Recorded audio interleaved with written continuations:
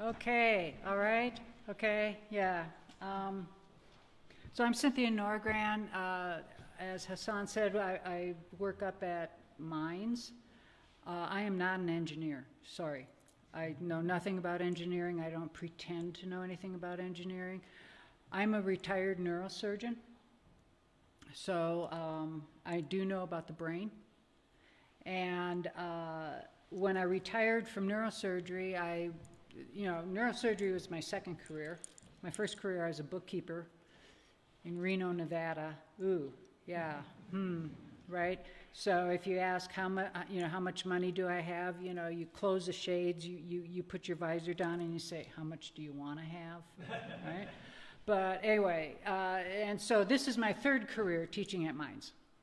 And I teach biology, neurobiology, and some of the other ologies at mines.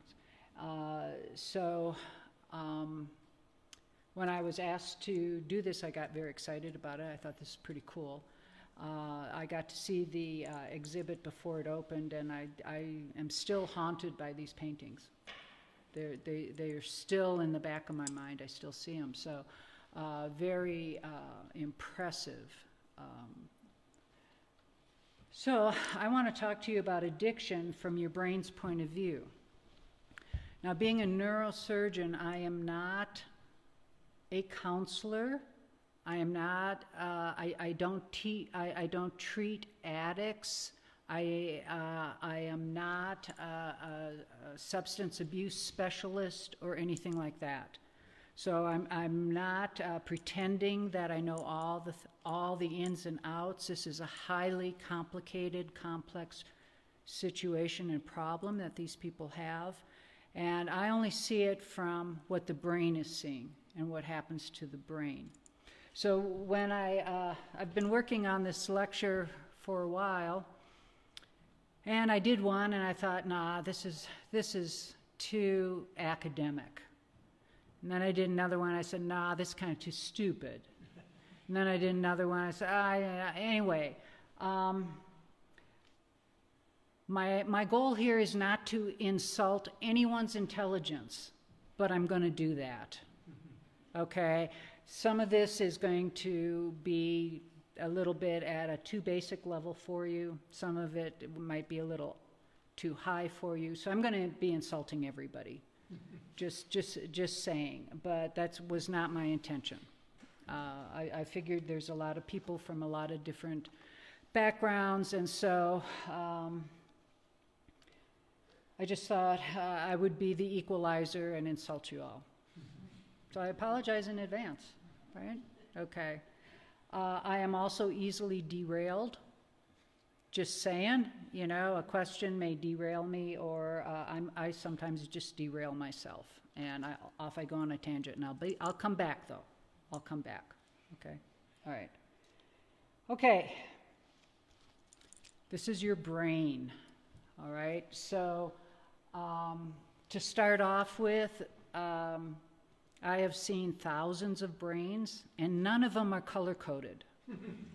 So everything looks the same color. But there are the basic lobes of the brain.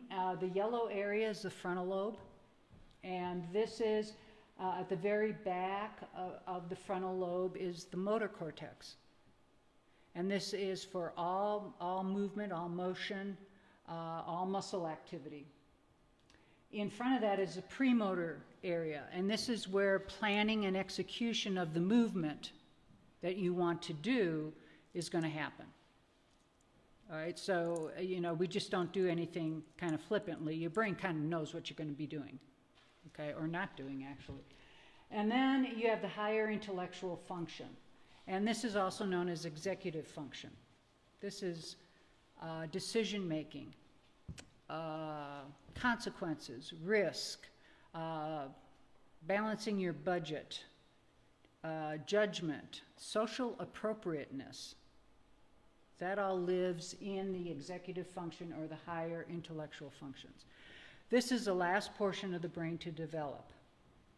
And it usually develops around, final develops around age 25 or so. So all the students at Mines don't have completely developed frontal lobes. That's why there are risk takers. That's why they don't look at consequences. That's why time management is hard. That's why they have poor judgment. Every young adult has all these aspects because the brain is still trying to develop. And so with addiction and with especially like meth, if you have a young person on this stuff, this is going to be affecting that area of the brain forever.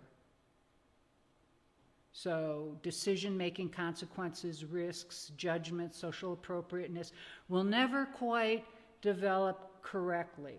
Now, if you're an older person and this is already developed, then you have, you at least have that baseline to try to move back to.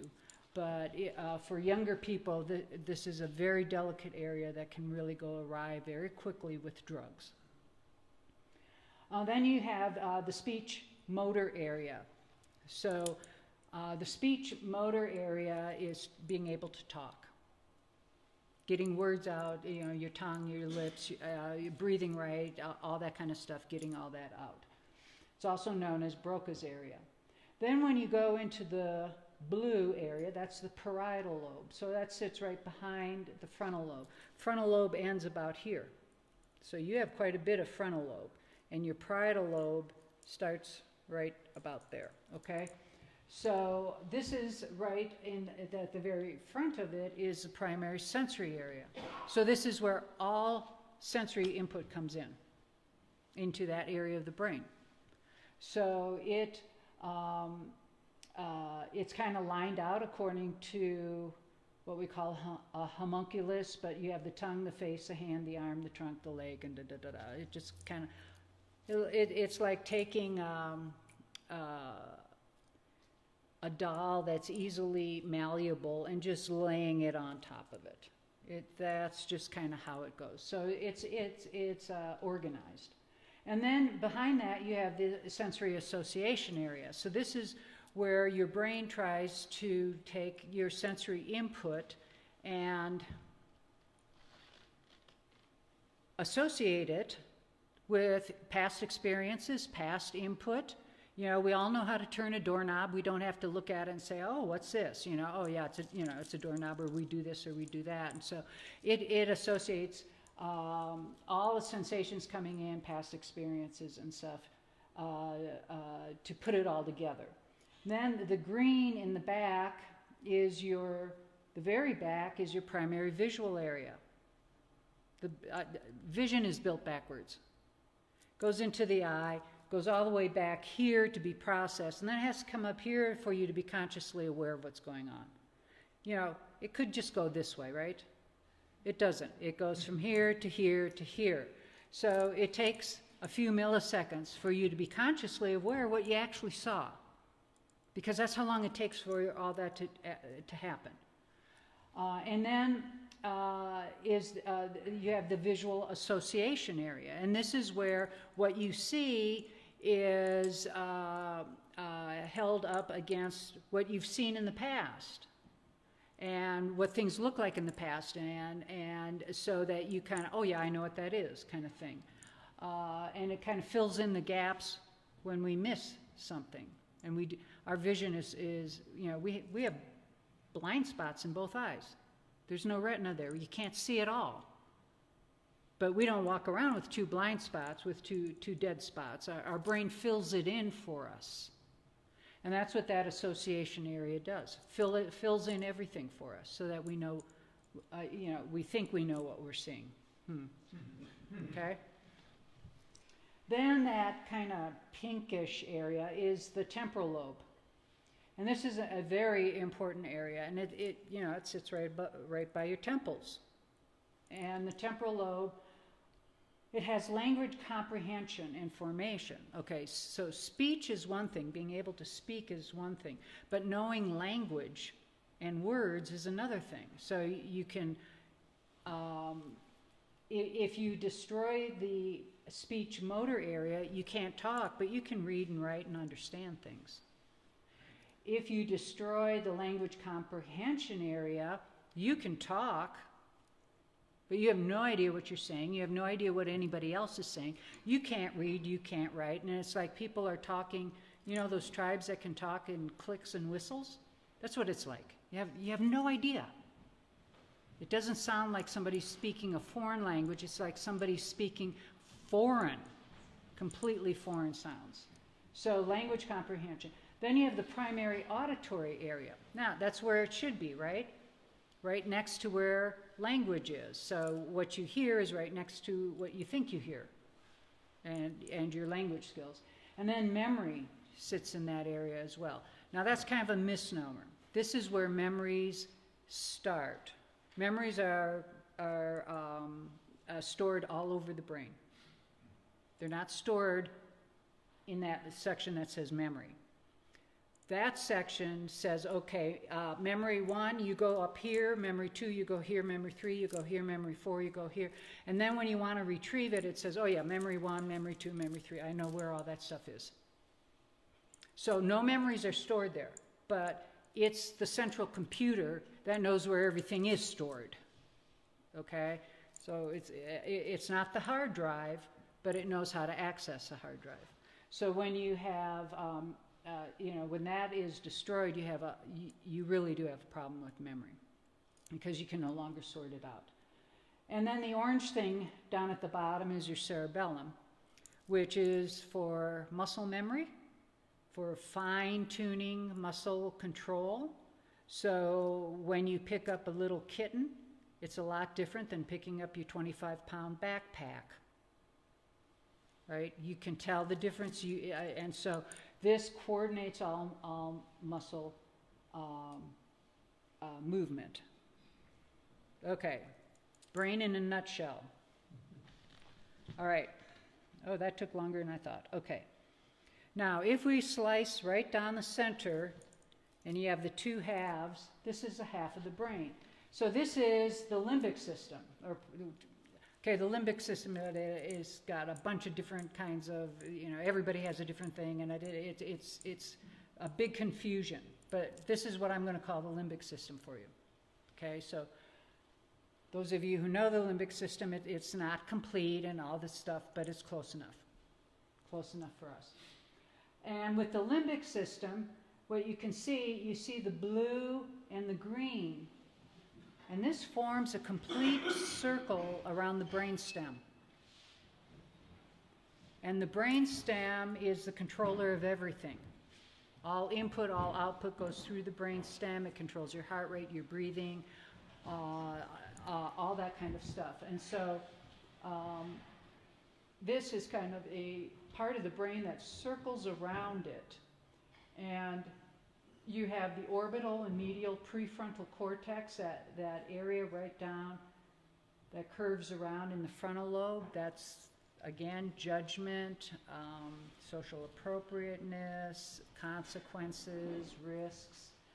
Goes up through the cingulate gyrus, and then it goes back down along to the hippocampus, which is memory and memory processing. And that little kind of green thing right in front is the amygdala. And the amygdala, this is your fight or flight area. Everything that comes into the brain does hit the amygdala. And it's the low road. It comes in and goes right to the amygdala as it's going all the way around before it gets to your conscious level. So the amygdala screens everything for survival. All right, so it's your fight or flight. It's where when you're walking in the backyard and you see something green, you say, snake. Okay, you say, the amygdala said snake because it got the input before you consciously said, no, it's a garden hose. Right, but we've all done that. We've all, oh no, it's just that, right?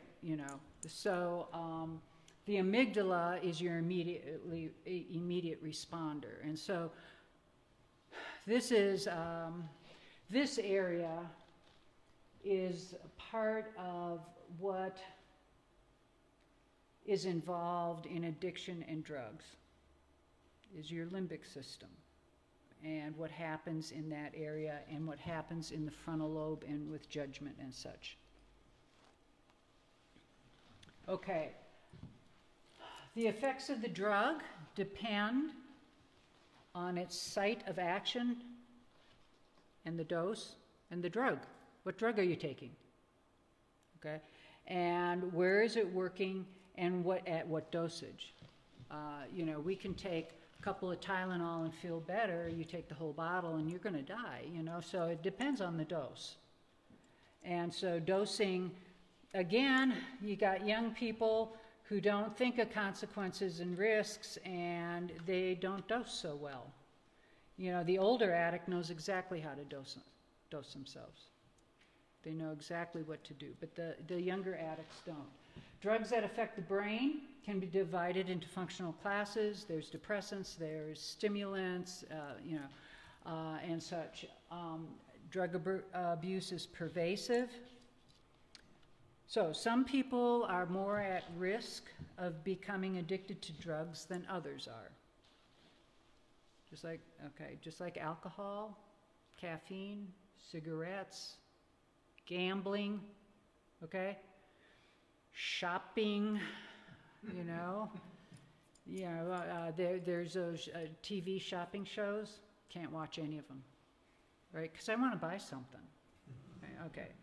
But anyway, so some people have a bigger risk of becoming addicted than others. So there are several factors that contribute to your risk of becoming addicted.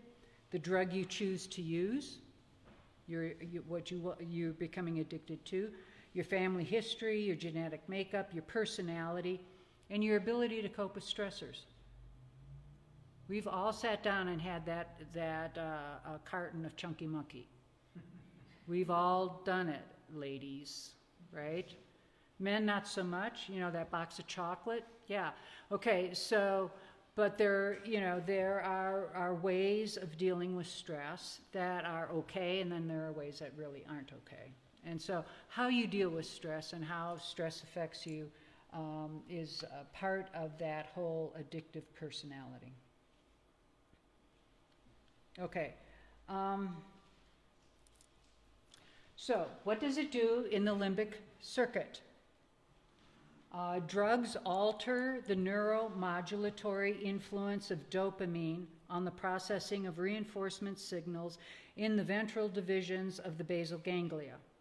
So I insulted you, I'm sorry. All right? The drugs have a modulatory effect. They modulate what is happening on dopamine. Dopamine is your feel-good drug. You have two of them. You have dopamine and serotonin. Both of them are feel-good drugs.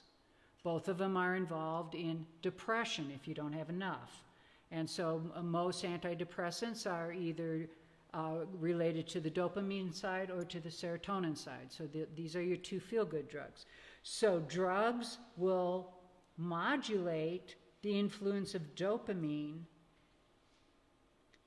on the processing of reinforcement signals. It's reinforcing. It modulates your reinforcers. So it makes it harder for you to say no next time. It's modulating that through the neurotransmitter of dopamine. And in the ventral divisions of the basal ganglia, which in turn leads to the consolidation of addictive behavior in the limbic system. It sets it up, it keeps it going, it reinforces it. There are some drugs that are so addictive, they say if you take it once, you're addicted. You want it again and again and again and again and again. And this is what is happening. It's modulating the reinforcements of your reward center. So you want more. So the nucleus accumbens and the ventral tegmental area are the primary sites where drugs of abuse interact with this processing of the neural signals related to emotional reinforcement. Now you're moving out of physical into emotional. I want it because I want it. Right? Oh, something shiny, I want to buy it. Right? JTV, can't watch it. Everything is shiny and pretty, and you know, there's only 3 more left and all this kind of stuff, right? So I don't do it. So there are two areas, the nucleus accumbens and the ventral tegmental area. And both of these are related to the limbic system, the area that circles the brainstem, deep in the brain, okay? So this causes the rewarding effects of drugs and food and sex and social rewards and, you know, gambling and whatever it is that you're into. It reinforces those rewarding effects. So, well, that felt good, let's do it again, okay? That kind of thing. Okay. All right. The brain is a little more complicated than that. Okay, so when you start off, your cortical input, it comes into the amygdala, the hippocampus, the orbital frontal, the anterior cingulate, the temporal cortex, the limbic system. All that's the limbic system.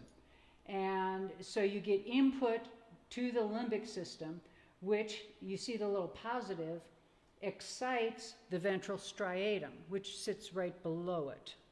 It's a group of nuclei right below it. The ventral, so that turns on the ventral striatum. The ventral striatum, you see the negative, turns off the ventral pallidum, the substantia nigra pars reticulata. Okay, so it turns that off. When that's turned off, okay, that normally gives a negative signal to the medial dorsal nucleus. But when the ventral striatum turns that off, that gets turned on. And then that reinforces the whole loop. So if you turn off an off switch, you're turning it on. Okay, so you're turning on the off switch, which is turning off the on switch. So you turn the whole thing on. So it's not quite as simple as, you know, these are modulators. They're doing all of this kind of stuff, turning on and off different switches that turn off on and off other switches. So it gets layered. Okay, so here is just kind of a view of what happens here. And I'm moving away from the microphone. Okay. Here is a neuron in a non-addicted person. So you have all these dendrites and you have an axon. So the dendrites get the information in, the axon sends the information out. So alcohol, opiates go through the VTA, the ventral tegmental area, which we just talked about with the nucleus accumbens. So the opiates get in here and this turns on this, okay? So this then releases dopamine. Cocaine and amphetamines also release dopamine. So now you got a flood of dopamine. Nicotine's up in here too. Cyclophenidine, opiates, cannabinoids. Okay, this is a nucleus accumbens. This is the VTA. This is what's happening when any of these drugs are being used. Dopamine is being released. So you're flooding your brain with dopamine. It's your feel-good drug. You're on the top of the world, okay? My analogy for this is that when you fall in love and the love of your life walks in the room, you're just flooded with this feeling, oh, everything is so great, everything's good, oh gosh, they're here, you know, it's just like perfect. Yeah. Wait 10 years, okay? Being in love is not the same as falling in love. Falling in love is flooding with dopamine. Being in love is hard work, right? Any married person knows that falling in love is so much better. Being in love actually takes work. And so that flood of dopamine when you fall in love, the flood of dopamine when you hold your first child, or the first little puppy, or whatever it is, you know, you just, you're just on top of the world. That's a flood of dopamine. That's what addicts like, is that flooding of dopamine, that euphoria, that high feeling, that, feel-good drugs. That's what a lot of addicts like. Now, what happens here to the addicted person is that the important part of this is, this even insults me, so. Ongoing dopamine is decreased. When you take the drug, the dopamine increases. When you're off the drug, it is actually decreased from normal. So not only do you not have that feel-good drug, you don't even have your normal level of feel-good drug. So it kind of drops everything down, and that's you're jonesing for it. You want that drug because you're not feeling so good without it. And you're not on par. It's not like you just go back to normal.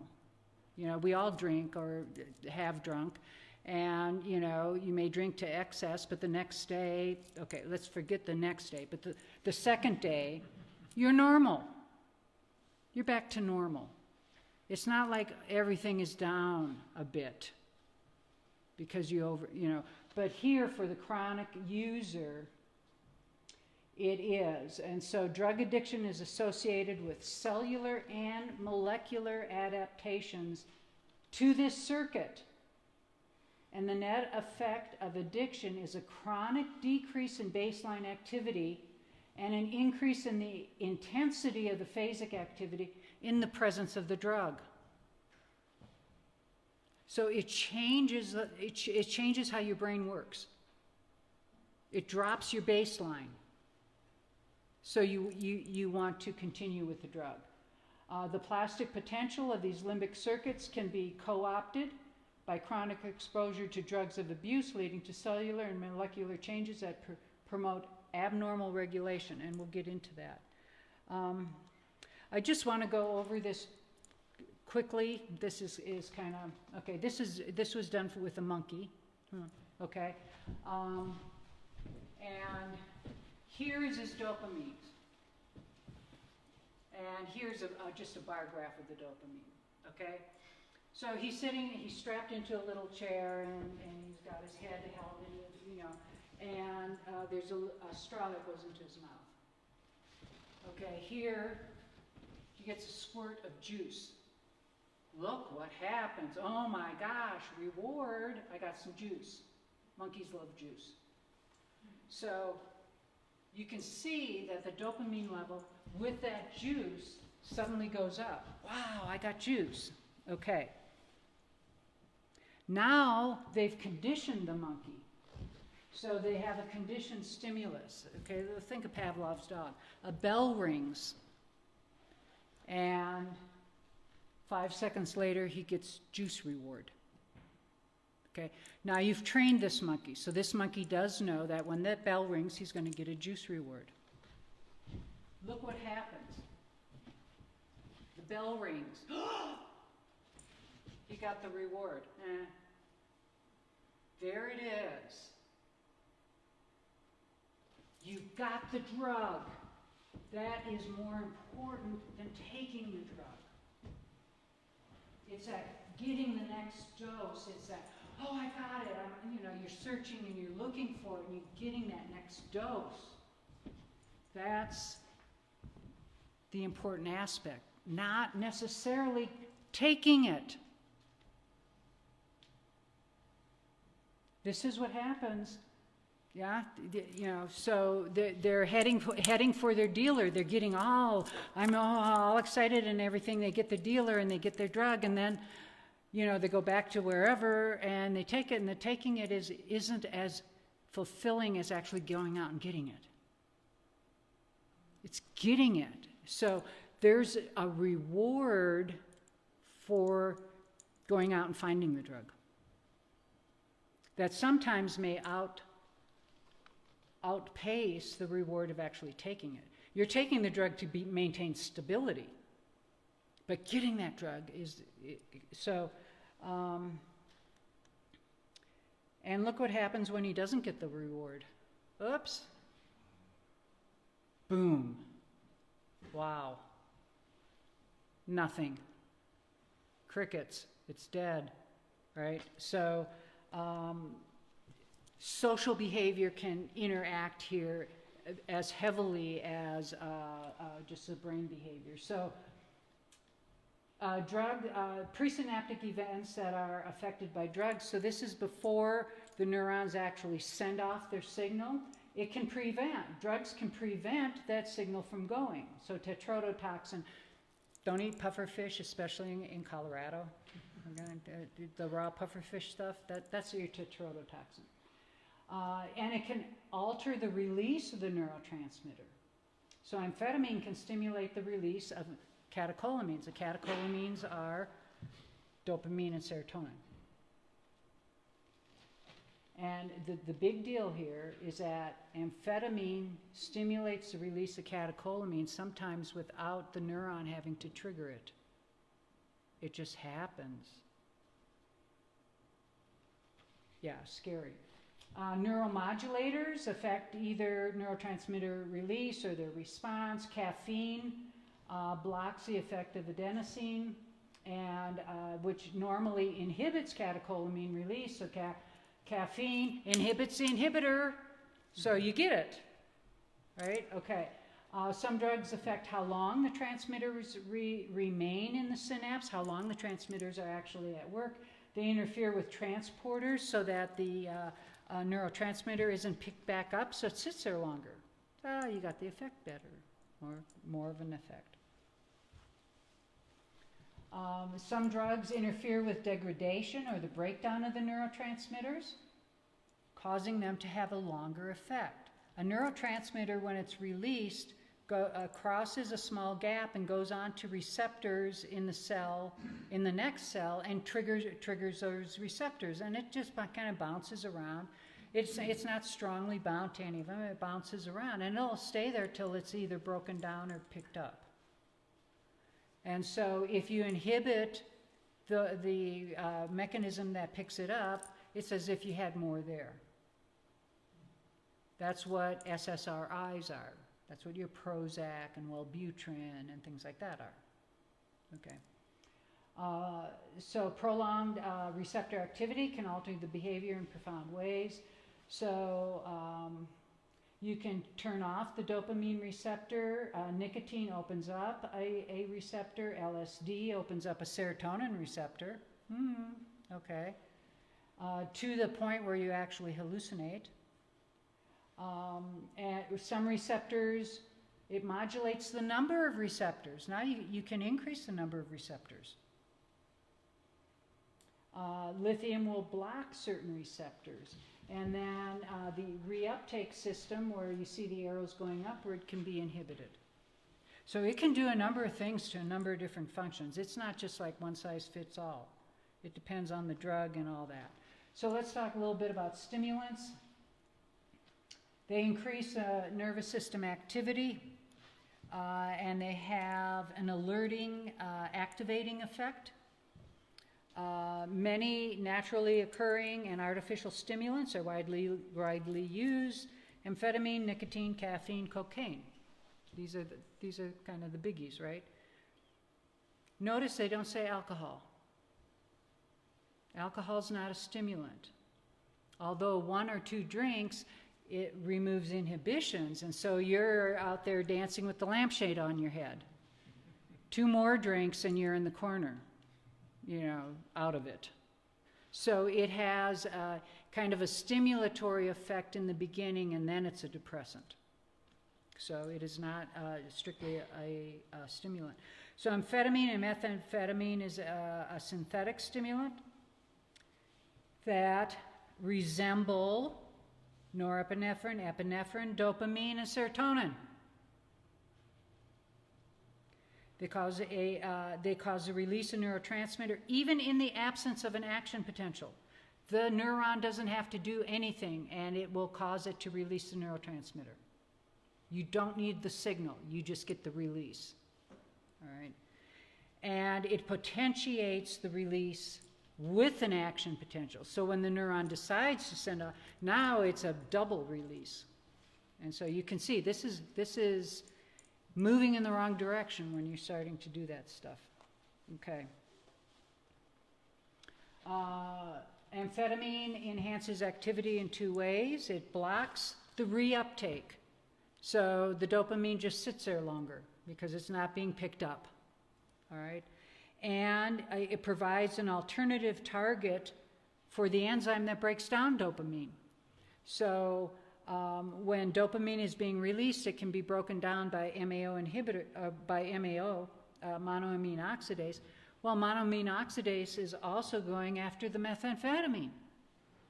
So the dopamine is sitting there longer because it's going after the meth. Hey, I'm here still, but, okay, that kind of thing. Short-term effects of amphetamines are increased alertness, euphoria, stamina. You can be up all night and write that term paper, and then in the morning it's totally unreadable.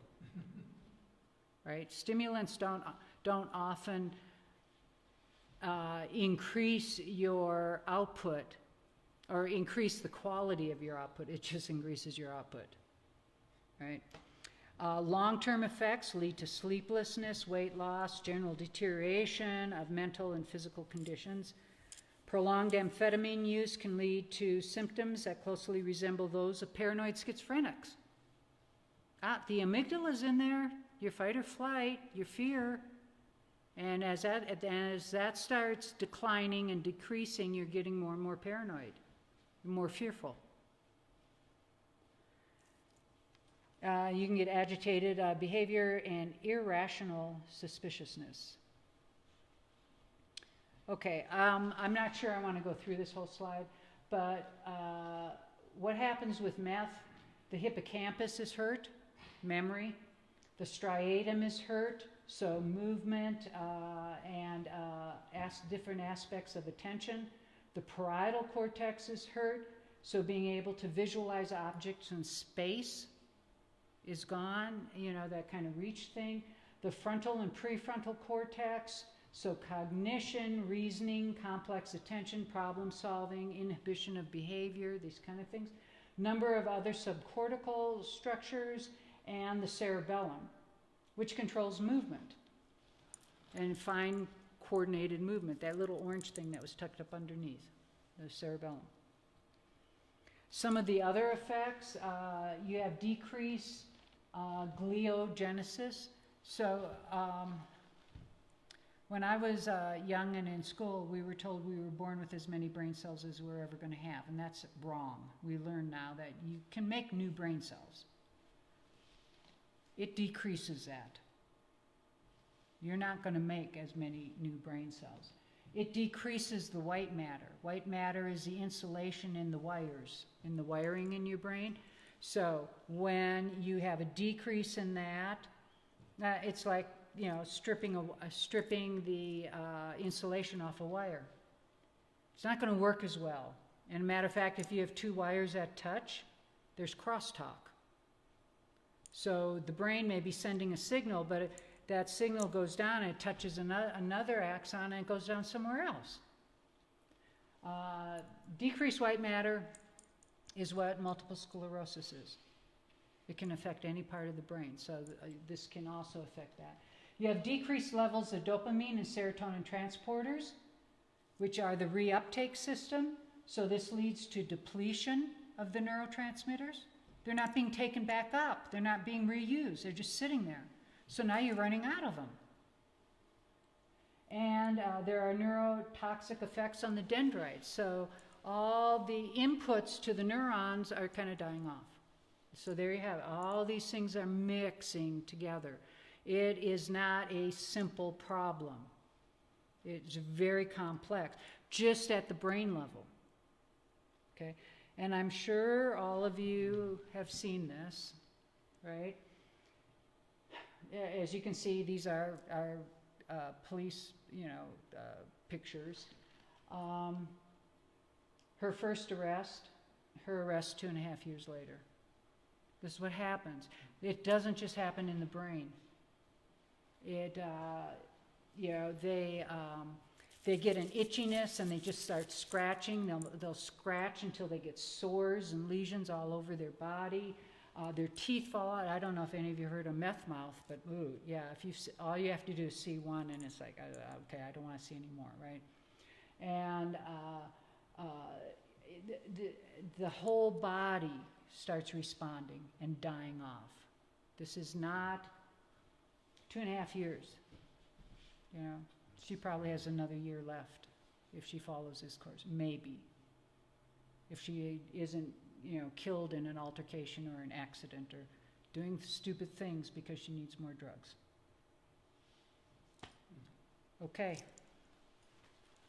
So thank you. That was a quick run through of what the brain looks at when it gets a drug. And again, I hope I didn't insult anybody. Didn't mean to. So are there any questions? Yeah. So, okay, for instance, that lady, someone that would deteriorate like that, if someone like that got off drugs and got help, can they just regenerate and look fairly normal and look healthy again? Okay, it depends on where you catch them in their demise, okay? But yes, if they are completely clean and they do their program and stuff, their health returns, their teeth aren't coming back, obviously, but their health returns, they start looking better, they start feeling better. Their brain can kind of recover from some of it. They're dropping out neurons all the time, and their brain can kind of recoup and regenerate. It'll never be as it was before, but there can be improvement for a good 6 months if they stay clean and live right, and so they can improve. They're not destined to continue down the track unless they continue with the meth. But yeah. Depends on what age you are. And all the other, blah, blah, blah, you know, so yeah, other health problems, other issues.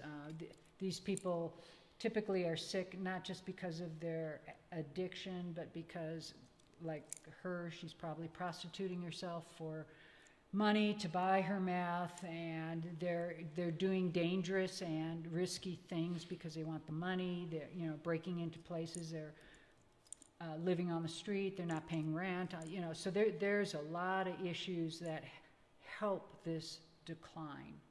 That if you can pick them up and put them into a different situation, they can recover a lot, but not everything. Yeah. I don't know if this is outdated or even a real concept, but I hear people talk about physically addictive drugs and mentally addictive drugs. Is there really such a difference? Okay, I'm going to say some drugs are not physically addicting. I think almost all drugs can be mentally addicted. You can be addicted to marshmallows. Okay, and it has nothing to do physically. It is a psychological problem. So I mean, you can be addicted to gambling. You know, so addictions are not necessarily physical, but the changes that happen, you go down, you place a bet, okay, this is the monkey, the juice box, boom, oh, I won. I'm going to do it again. And it's getting that bet down and getting everything, and then did you win or lose it? That may not be the issue anymore. The issue is I'm making the bet, I'm playing the game, I'm in this, you know, and things start falling down, and you're losing all your money, and you're, you know, doing second and third mortgages on the house to pay off Bubba, who you borrowed all the money from, or whatever, right? I mean, so it doesn't have to be a physical thing to be addicted. For sure, then what would be an example of a physical drug that's physically? Okay, heroin is a physically addicting drug. As you take the drug, you have to continue to take the drug to be at normal. If you stop taking the drug, you go into withdrawal, which is physical symptoms. Your blood pressure drops, you're nauseated, your GI tract doesn't work, you have diarrhea, you're chilled, you're hot. I mean, the body goes through a physical withdrawal, not just a mental withdrawal. But there is, you know, if you take a heroin addict and you take him off heroin, he's going to have both a physical and a psychological withdrawal to that. And you can get him past that physical part. It's the psychological part where he wants to go back and do it again that takes the longer time. You can recover these people, but as they progress and they start feeling better, they may say, oh, gee, I can just get one hit. You know, I'm good now. I can control it. Think of the alcoholics, okay? They dry out, and alcohol is a physically dependent drug also. They dry out, they get better, and then they think they can manage it. I can drink socially. Yeah, I can go out with the guys and have a beer. You know, it's that slippery slope. And that's the psychological part of it. Thinking they can control it, thinking that they're in charge, thinking it'll never affect them again, wanting to do it, and then talking to themselves like, I can control this. No, you can't. You know, once an addict, always an addict. Even if you can control it again, you're still addicted to that. You still have an addiction problem to that drug, whatever it is. Yeah?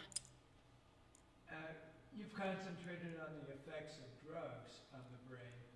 Could you just briefly talk about various treatments and how different types of treatments for addiction affect the brain? Yeah, okay. Again, I don't treat addiction. So when I don't want to look at her anymore. But there are different programs. You know, there's like 12-step programs. There's I think probably the biggest thing that the addict needs to understand is that they're an addict. And sometimes just getting that through to them, talking to someone who drinks and telling them that they're addicted to alcohol or they're an alcoholic, and they'll fight you, you know. But once they recognize that, yeah, maybe I do have a problem, and maybe I do need help. A lot of them end up in prison or in jail, and they have no alternative. They're dry, or, you know, they're off their drug. And that's not enough. Even after 5 years, they go out and the first thing they do is get their drug again, because they don't believe they're addicted. And I think that recognition of the fact that you're addicted and you shouldn't be doing this, and getting some coping skills for stress. The biggest thing is going to be, my mom died, I need to go have a beer. Wait, how's it, you know, no, you don't go get a beer because your mom died. You handle that stressor in a different way. But, you know, and it doesn't have to be a big thing like that. It could be a flat tire and they're late for work. Oh, I need, you know, I need my cigarette. Yeah. So I think recognizing there's a problem and being able to deal with stressors without their drug of choice. And giving them the tools to do that. And I don't know if this is, you know, a disease or not, but we need to treat the addicts with compassion and help them move forward instead of just locking them up where we're not treating them. We're just keeping them away from their drug so that they can Jones for it even more. But I was thinking like a methadone or other drugs. Oh yeah. You can put them on other drugs because they do have a number of problems. You know, I think the biggest concern for a heroin addict is going cold turkey and going into withdrawal. This can be deadly. It's not a, you know, I got the stomach flu kind of thing. This is a pretty disastrous thing, and they'll do anything to prevent that. So switching them to methadone, where you don't get the high, but you don't do the crash either, can be a segue or a stair to move on up to rehabilitate your life. Now you're not addicted to heroin, and you can live with methadone, and you can get back into society, and you can start making decisions and dealing with stressors and stuff. I don't think medication alone is going to deal with all, again, the multi-layered problems of an addict and their family. You have to address their family as well, because there'll be a lot of anger with the family. Yeah. So I have a friend who was a meth addict for 10 years in her younger years. She's so from like 16 to 26, she was a meth addict. She got off of it. She's 60 now. She has Graves' disease. Do you see like a correlation between the time that she used meth affecting those parts of her brain that you said would be damaged in creating Graves' disease? Graves' disease is of the thyroid. She said, oh, it's vision. She's having vision issues with it. Okay, Graves' disease is a condition of the thyroid, and it can cause your eyes to bulge outward. So maybe that's what she's talking about, that the vision. Okay. So if they treat the Graves' disease, then she should do better. Her eyes should get better with that. I'm not sure it's correlated. Okay. Okay, just saying it's kind of two different mechanisms that are going on there. I have a couple questions. First of all, what's your opinion on medical marijuana? It's everywhere. The age or some people, they don't really need it medically. Of course, they just bypass and then they can shop there. But what is your opinion on that? Whoa, yeah, I don't have an opinion. I grew up, most of us grew up that marijuana is illegal. You know, it's the devil's, the devil's weed and all this other kind of stuff. Maybe CBDs, take whatever the product is out of the marijuana that can help glaucoma or things like that. I was just thinking of like the long term. I have a friend who's used marijuana, and now she's in her 60s. And I see her having cognitive problems. I feel it's from all that, from using it from 15 to 60. Okay, I know prohibition didn't work, but we're not dealing with alcohol well. And with marijuana being legal, it's like legalizing another form of alcohol. I think it distorts vision, it distorts reflexes, it distorts decision making, and you get in a car and drive. So it's not like LSD where you're in your room and everything's going. They're not out driving a car, but so. It's plus minus. It's a plus minus for me. I don't know. Is it being more damaging or just neutral? It's good, it's bad. It's both. Yeah, yeah. And if you can get the medical components out of it, yeah, why not? But I'm not so sure about another drug that is addicting that can make people high. I don't know. I'm not sure about cigarettes. I'm not sure about alcohol either. So, yeah. In your years in neurosurgery, were there any procedures that could repair things that drugs were causing? Was there anything Nope. regenerative? Nope. There are implantable devices for things like Parkinson's and some for depression and things like this, but not for addiction. And yeah. So no, there's nothing I can put into a brain that's going to help him. If someone starts doing drugs before their frontal lobe is completely developed, and they do it for a long period of time, like 25 years, if they ever stop, is it possible for that frontal lobe to actually finish its process of development? To a degree. It'll never be as if they never did it. They'll always be at risk of making the wrong decisions, of social inappropriateness, of poor judgment, of, it's always going to kind of be there. And we know people who've not been on drugs, who kind of have that. The frontal lobe isn't really working too well, right? I think it's called your spouse, you know, where you say, this is all wrong. No, no, and no, right? What are you thinking? We've said that to people. What were you thinking, you know? So, yeah, but so it won't come back the way it should have come back, or it should have grown in the first place. And the longer it goes on, the less recovery back to normal you're going to get. Are we done? Nope, one more. Okay. You didn't mention fentanyl, which is laced in almost all of it. I've heard in all the opioid drugs, pills going around.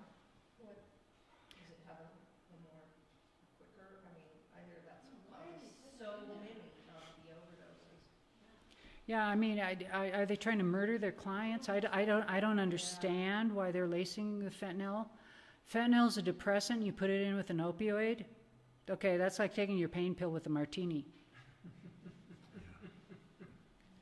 Right? You're not supposed to do that. You're not supposed to do that. And when it's laced like that, you may take your opioid with your fentanyl with your martini. It's deadly. Both of the fentanyl is a deadly drug to start with. You know, just tiny amounts can make a big. It's like LSD, just tiny amounts. I don't know. Some of you are old enough to remember that they put a drop on a sugar cube and got you high for a whole day, right? So, yeah, and so fentanyl is very dangerous. Extremely dangerous. It's what they use to put you to sleep for surgery. That's how dangerous it is. You know, you have to be intubated and a doctor has to be there constantly to watch you. That's how dangerous it is. And why they're lacing it in with opioids and stuff like that, I just don't understand the reasoning for it. I don't know how cheap it is. I'm not sure. I mean, it would be cheaper to just put rat poison in it and then kill them all off, you know, but I don't understand the reasoning to it, but it's extremely dangerous. I mean, they found like a bag of fentanyl about this big, and it's like, 1 million doses. So it's nothing at all like marijuana or opioids or heroin where you have to have huge truckloads to have a lot of doses. It's extremely dangerous. And what normally, as a neurosurgeon, what are you primarily doing surgery? Yeah. And what are you removing, tumors primarily? Or? Tumors, blood clots, traumas, putting a head back together, aneurysms, blood vessels that rupture, deformities, yeah, all that, and a lot of spine surgery, neck and back, carpal tunnels if you have them. So I'd say neck and back, wings if you got them. You know, I mean, it's like angel surgery, but so the whole thing, yeah. It was quite a career. But now I can sleep at night, you know? I don't get paged all the time. Other questions? Oh, one more, okay? So for someone with a dopamine reuptake disorder like ADHD, if they're on an amphetamine to treat it, like Adderall, and they get off of it, do they have a lower baseline? No, now, taking Adderall is a mix of about 20 different forms of amphetamine. And it is highly abused in colleges, high schools. Not only by the people with ADHD, but by their friends. I have to pull it all night, or can I, so yeah, I give them some, So, but this is on a very young brain. Now, if you look at 5-year-olds, every mother knows, every birthing person knows that if you have a hyperactive 5-year-old, you give them a cup of coffee for breakfast. Why? Because it turns on the inhibitors. It's working in a different fashion. It's turning on the part of the brain that inhibits and slows down things so that the person can focus. But Some people can drink coffee at night and stuff? yeah. And yeah. And so when you're on things like Adderall and medications like that, it has a different effect on the person with ADHD. Their brain is different. Their brain is structurally different. So it works in a different capacity on ADHD.